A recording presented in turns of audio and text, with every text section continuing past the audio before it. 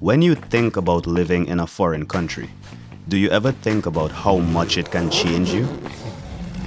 Not the default glamorous, fine dining, bilingual, suave person we all think we'll become, but the more realistic day-to-day things that define who we become.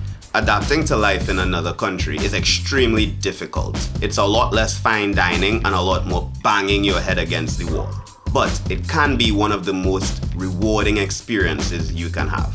I bumped my head into everything when I first got to Japan. Living in a society this strict forces you to get with the program or get out. These are hard-learned life lessons that have really changed the way I approach people, problems, productivity, and creating a life. And whilst I'm grateful to Japan for these habits that I have adopted, this isn't about becoming Japanese. This is about how we can learn from one another to become better versions of ourselves. To me, the proof is in the pudding. I went from a drunken party boy to a productive, health-conscious, and very intentional person, and tripled my happiness and sense of well-being in the process. The following habits are the ones that had the biggest impact on my life. The first thing I noticed after arriving in rural Japan is just how much time is spent in silence. The trains, the buses, and especially the neighborhoods. Someone driving by blasting music out of their car feels like a low-level terrorist. Particularly in the countryside, this silence is sacred. This is because of something called the wa. It's loosely translated into peaceful harmony and is meant to realign poor behaviors that affect society. The wa is to be protected at all cost, and being from the Caribbean, I suffered a lot when I first got here. Weekends to me meant loud music and big voices. Having to learn to keep to myself was really challenging, but turned out to be one of the best things that could have happened.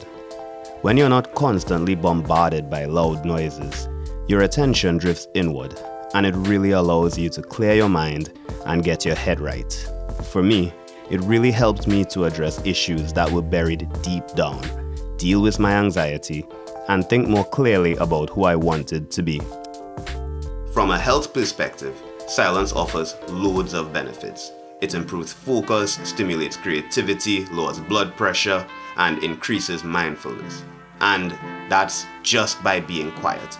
When paired with other activities like long walks, hiking, or active meditation, silence has the potential to drastically change your life. And whilst adapting to the near consistent silence was the first thing that I had to change, it was far from the last. The next habit is by far the most anxiety-inducing thing I had to change when I came to Japan. Quick pause to say, hit like for your boy if you're enjoying this video, if you like Japan-based content, and smash subscribe if you want to see more of that. Let's get back. Time to everyone else is a tool, but in Japan, it's almost an art.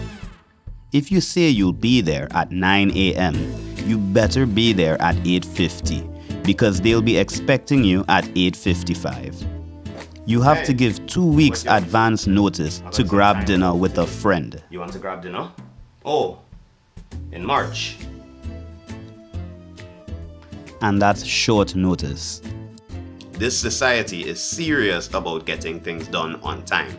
To say that I struggle with this is a big understatement. I frequently had anxiety about making plans because outside of work I'd arrive 3 to 5 minutes late for everything, which in Japan is actually 8 to 10 minutes late, which sounds like semantics to a lot of us, but in Japan it's enough for you to commit seppuku. The sense of pressure was ridiculous, so I stopped making plans altogether, or would only meet up with people at the location, and never in advance to go to an event. I really had to dial this in if I wanted to have a shot at building any relationships here. And fortunately, I learned some tricks that really helped me and built one of the best habits I have to this day. I learned that to be exact with times means that you have to plan in advance.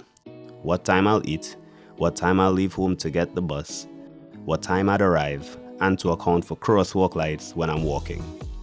This meant giving thought to what each day would look like in advance. I'd grab Google Calendar and block out times for things I've agreed to do. And seeing all that extra space allowed me to block out times for things I wanted to do as well, be it exercise or watching Netflix. Having a schedule is one of the fastest ways to take control of your life. I was in the group of people that saw it as a negative thing, as an evil time-sucking master. But it's completely the opposite. A schedule allows you to have structure in your day. It improves efficiency and allows you to create free time for things that you want to do as well, even if that's nothing. Now, I sit on Sunday nights and plan the week ahead in hourly chunks. I make time for my goals, time for my relationships, time for my hobbies, and time for myself. This habit has had perhaps the biggest impact on my sense of well-being out of everything. It allows me to be confident that I'm doing the right things to create a fulfilling life without sacrificing too much. Now, to really grasp this next habit, you need to understand that Japan is built on unspoken rules. No talking on your phone on the train, no walking and eating, and the right way to open your chopsticks.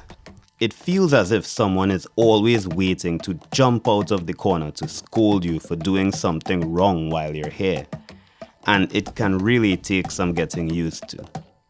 But once I found out the purpose behind some of them, it really made me not only appreciate them, but also enforce this positive behavior change. Most of these rules aren't arbitrary, though to us non-Japanese people, it can often seem this way. They are actually proactive behaviors to solve problems for others before they become a problem. Talking on your phone in a train could be a disturbance to the tired worker on his way home or someone seeking a moment of peace. Walking and eating could dirty the shared environment and slow down busy pedestrians. The habit of proactive consideration forces us to put ourselves into the shoes of another and think about what they may need and what may be bothersome. On a day-to-day basis, you see people here continually trying to find ways to contribute, and it's really quite charming once you've experienced it. This habit paid the highest dividends in my business and my career. It's astounding how many people think about what they can get rather than what they can give. And this really makes you stand out as different from everyone else that's going with the flow when you're there constantly trying to solve problems that may come up before they come up. I always assumed my clients' needs beyond projects, so I could take care of that without being asked. And every time, they were extremely grateful.